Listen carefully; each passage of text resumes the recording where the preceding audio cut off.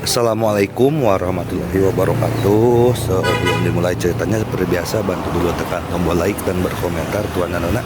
Terima kasih sesudah dan sebelumnya. Bab 289. Dipukuli dan muntah darah. Fuji tersenyum bangga, mengambil cangkir Henry, menuangkan segelas anggur merah, memandang Maryam dan berkata sambil tersenyum, "Maryam, aku suka Henry, tapi aku gagal. Tapi aku berharap yang terbaik untukmu dan berharap kalian tidak pernah memiliki kedamaian dalam hidup ini. Saya berharap kalian saling mencintai dan tidak pernah bisa bersama." Setelah Fuji selesai berbicara, dia mengabaikan reaksi semua orang, meminum anggur di cangkirnya, dan pergi sambil tertawa. Henry tiba-tiba merasa sedikit aneh. Mengapa Fuji ini sangat kontras? Maryam juga menatap Henry dengan kebingungan di matanya. Semua orang di tempat itu semakin bingung. Mengapa gadis yang begitu murni dan cantik menjadi begitu ganas, penuh kebencian, dan gila ketika dia mengucapkan dua kalimat terakhir? Yanti dan Leni sama-sama memandang Fuji, hati mereka dipenuhi keraguan. Hanze, yang tertangkap di tangan Henry, merasakan kegembiraan di hatinya. "Tunggu sebentar, saya akan mengambil kembali 2 kali lipat apa yang Anda lakukan terhadap saya sekarang." Suasana hati Henry yang awalnya bahagia menjadi sedikit tertekan. Melihat 6 pengawal Hanze terus bersemangat untuk mencoba, dia merasa sangat tidak bahagia. Dia mendorong Hanze kembali dengan keras, memandang ke-6 orang itu, melambaikan tangannya dan berkata, "Jika kamu tidak yakin, datanglah dan biarkan aku menghancurkanmu." Tubuh Hanze dibantu untuk berdiri diam, dan dia menoleh untuk melihat ke arah Henry. Ketakutan di matanya sudah tidak ada lagi, dan dia bahkan menunjukkan kegembiraan ketika memikirkan tentang apa yang baru saja diminum Henry. "Henry, karena kamu sedang mencari kematian, maka aku akan membantumu." Setelah mengatakan itu, dia melambaikan tangannya dan 6 pengawal melompat keluar dari belakangnya pada saat yang bersamaan. Pada saat ini, ke-6 orang tersebut tidak hanya memiliki kemarahan di mata mereka, tetapi juga kobaran api balas dendam, dan mereka hanya ingin membunuh Henry. Henry telah memperhatikan 6 orang ini. 3 dari mereka telah bertarung secara langsung atau tidak langsung. Dia tahu bahwa mereka semua adalah seni bela diri tingkat pertama Tiadao. Menarik nafas dalam-dalam di hatinya. "Sepertinya hari ini aku takut aku akan melakukan pertarungan sengit." Namun, hal ini membuatnya semakin bersemangat.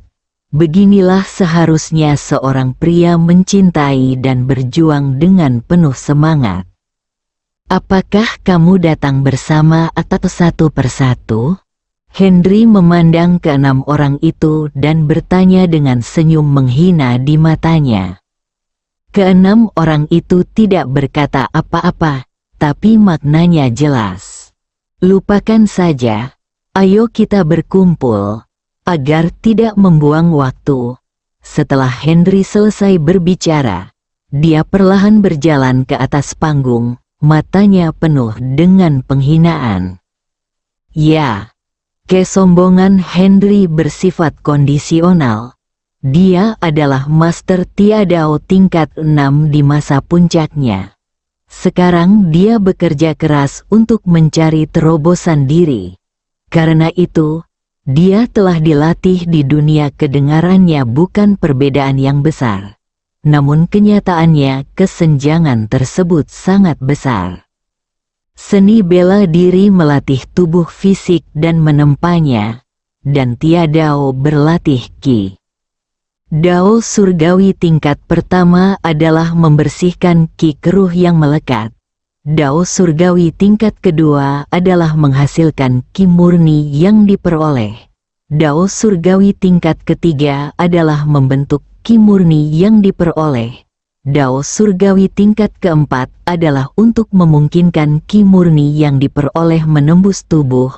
Dao surgawi tingkat kelima adalah menggunakan ki murni yang diperoleh.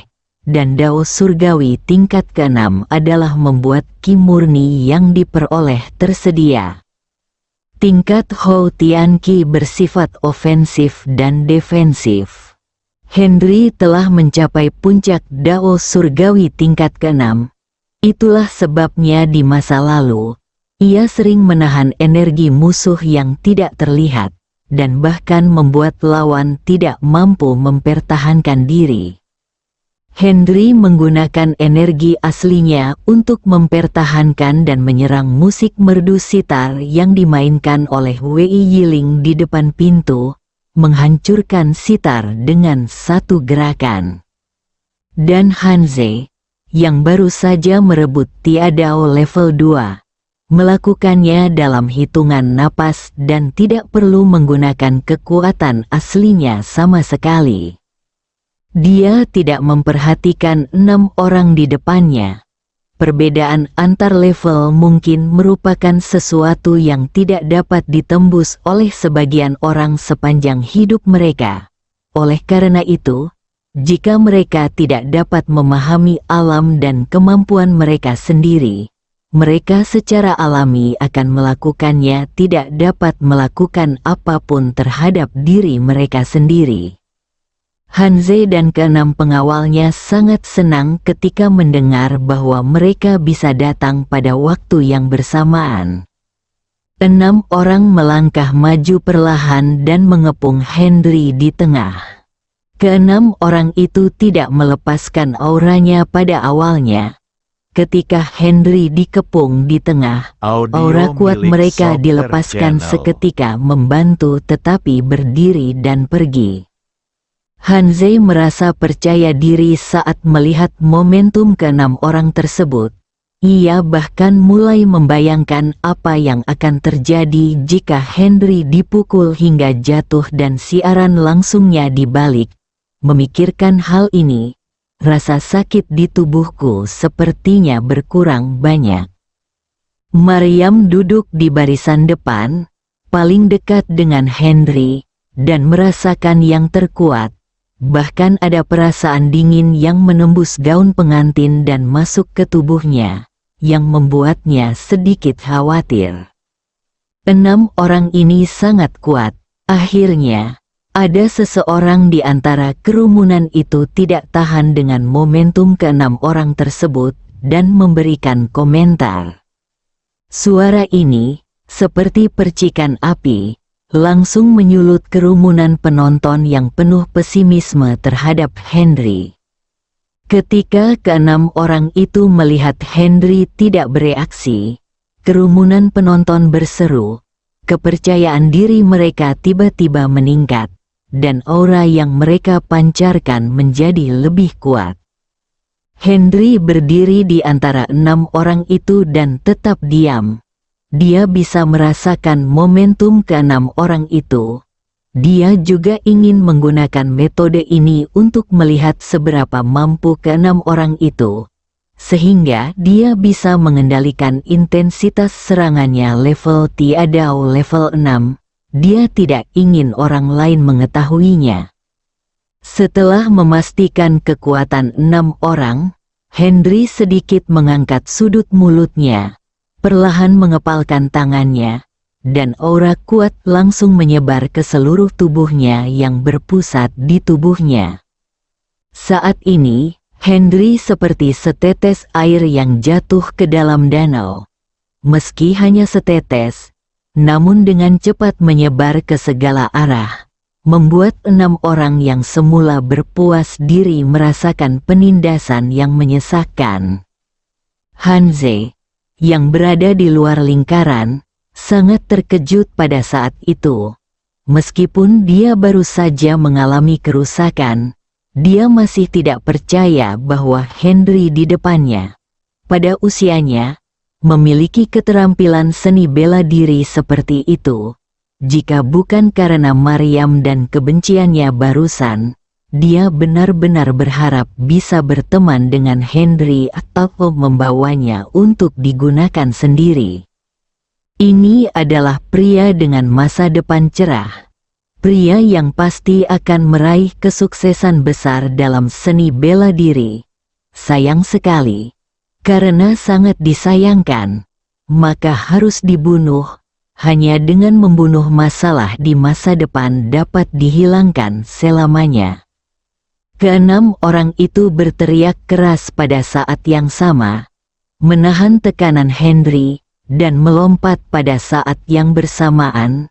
3 pengawal tingkat ketiga Tiadao tiba lebih dulu dan meninju dada Henry 3 kali. Gerakan ini secepat kilat. Di tengah pukulan, tangan kiri meraihnya lebih cepat, dan memukul wajah Henry terlebih dahulu. Gerakannya cepat dan ganas, dan serangannya kejam dan mengejutkan. Kaki kanan Henry kuat dan kaki kirinya lemah. Dia mengayunkan tangan kanannya terus-menerus dan memblokir 3 pukulan berturut-turut. Dia menggunakan tangan kirinya untuk mengerahkan kekuatan dan mengirimkan kekuatan horizontal pengawal tingkat pertama. Dia mengangkat tangannya untuk bersiap menghadapi serangan. Tiba-tiba dia merasakan stamina tubuhnya. Sayangnya, tenggorokannya terasa panas. Penglihatannya menjadi hitam, dan dia hampir menyemburkan seteguk darah. Si Kongbo, Wei Yiling dan Huangfu Susiong sudah berkeringat dingin karena ketakutan. Melihat tubuh Henry stagnan dan melambat dengan jelas, mereka segera berbalik dan melancarkan 3 pukulan sekaligus. Henry hampir tidak menggunakan seluruh kekuatannya untuk memblokirnya dengan tangannya, tetapi tubuhnya terlempar oleh kekuatan yang kuat. Dia terbang ke udara dan jatuh ke tengah aula. Darah hitam sudah menyembur keluar dari mulutnya, tubuhnya melayang di udara. Bab 290 Pikiran Mabuk Gu. Aula itu dipenuhi dengan seruan. Suamiku, Maryam berlari seperti orang gila. Di matanya, Henry jelas maha kuasa dan mendapat keuntungan sekarang. Perasaan buruk menghampiriku. Saat Henry memuntahkan darah, Fuji, yang berdiri di tengah kerumunan, juga menjerit, dan darah muncrat. Warna hitamnya sama dengan darah yang dimuntahkan Henry. Kerumunan tiba-tiba menjadi kacau. Sayang, cepat bangun. Ketika Maryam menggendong Henry, dia menemukan bahwa dia sudah koma. 6 pengawal Hanze telah melangkah maju dan hendak mengambil tindakan. Maryam mengangkat kepalanya dan menatap mereka tanpa mengucapkan sepatah kata pun, tetapi semua kebencian tertulis di mata dan wajahnya. Maryam, aku akan memberimu 1 kesempatan terakhir. Jika kamu ingin Henry hidup, jadilah wanitaku.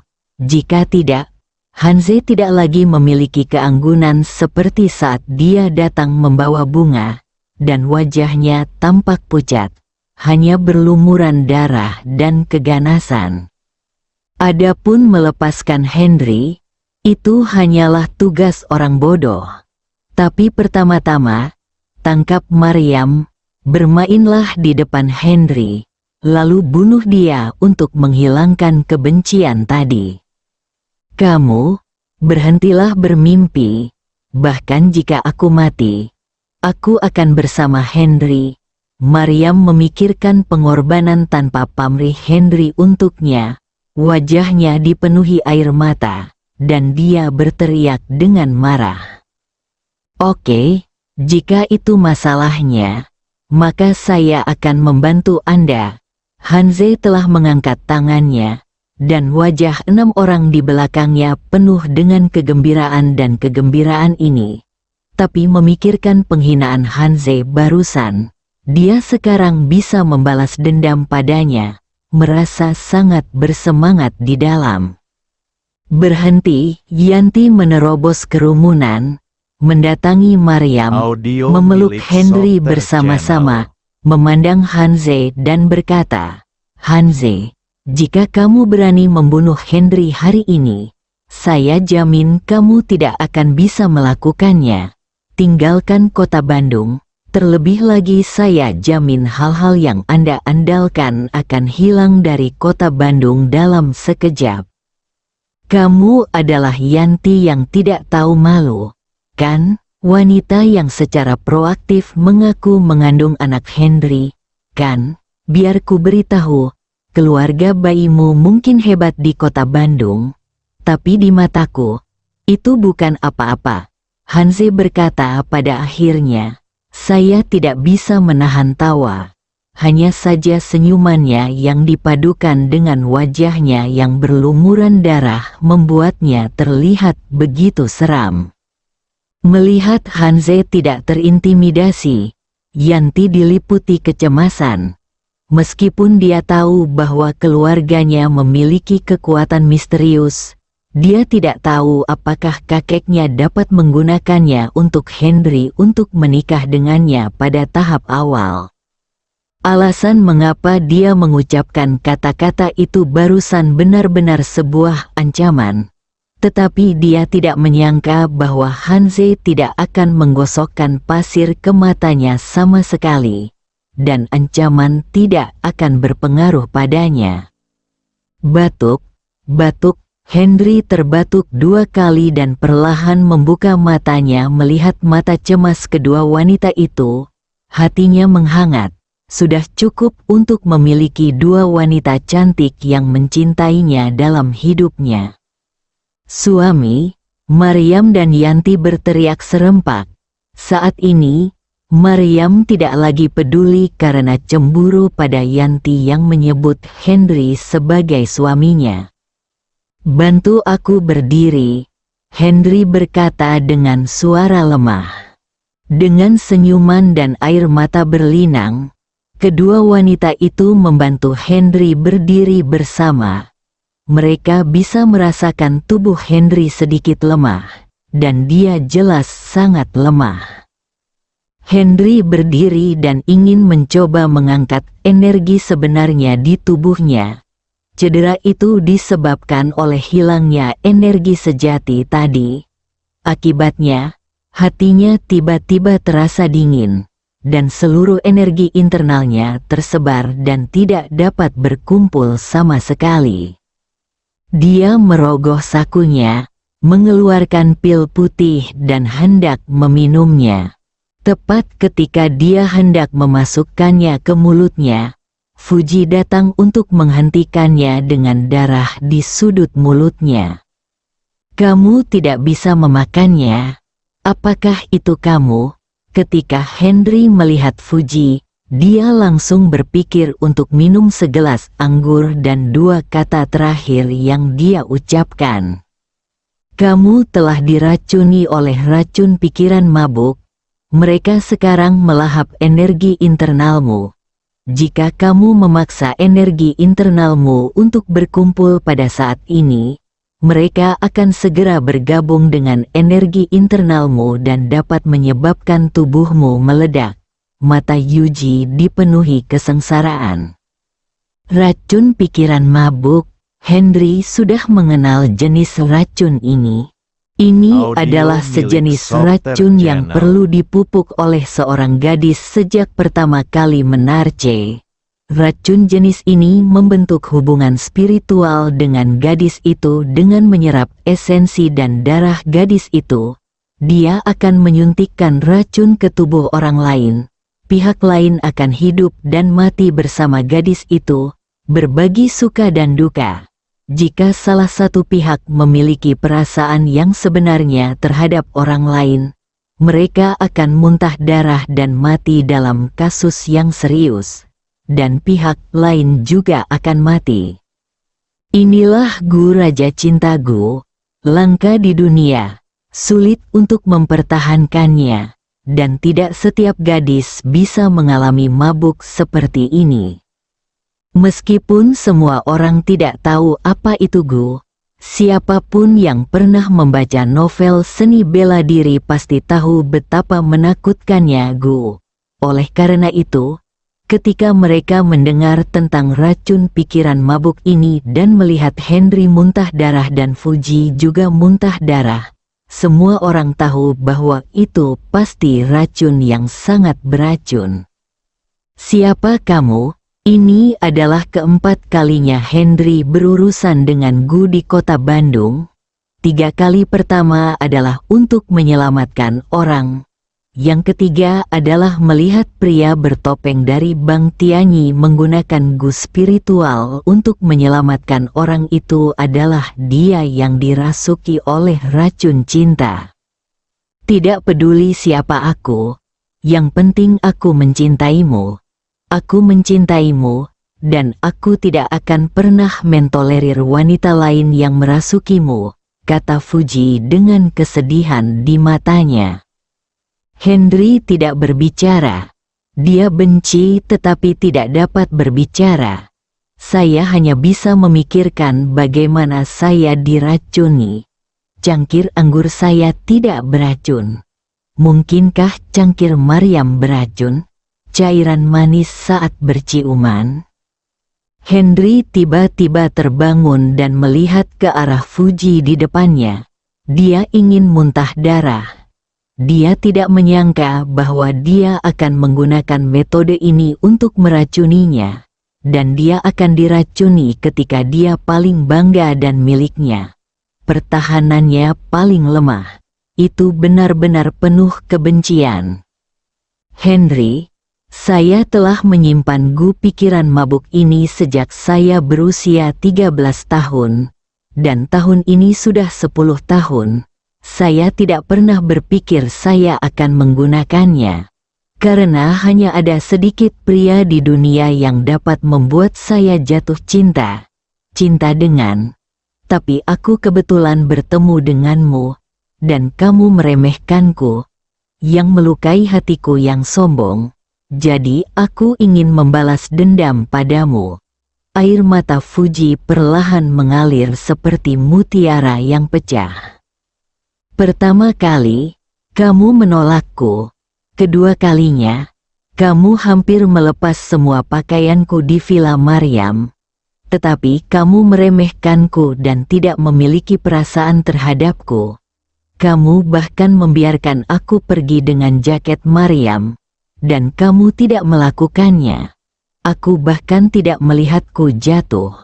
Aku mengulurkan tangan untuk menyelamatkanmu. Dan pada saat itu, aku bersumpah bahwa aku lebih memilih menghancurkan diriku sendiri daripada membuatmu tidak bisa mendekati wanita lain dalam hidup ini. Saat Fuji mengucapkan kata-kata ini, dia sudah menangis. Semua orang di tempat kejadian melihat ke arah Henry. Maryam dan Yanti juga melihat ke arah Henry. Jika bukan karena situasi ini, mereka pasti ingin bertanya kepada Henry bagaimana dia bisa begitu kotor dan bisa melakukan hal seperti itu.